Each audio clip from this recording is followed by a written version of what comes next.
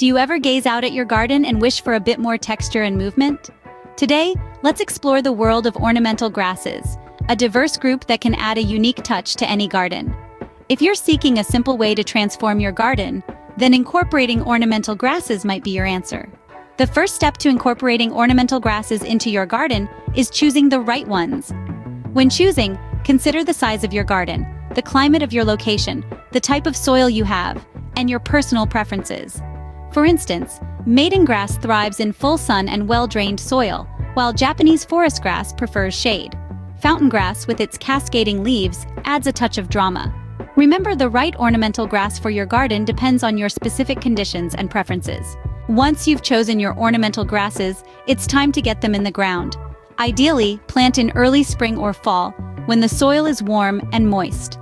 First, prepare the soil by adding compost or organic matter. Dig a hole twice the width of the grass's root ball, place your plant in, and backfill with soil. Water thoroughly and mulch around the base to conserve moisture. Continue to water regularly until the grasses establish. With proper planting and care, your ornamental grasses will start adding texture and movement to your garden in no time. The beauty of ornamental grasses is not just in their looks, but also in their low-maintenance nature.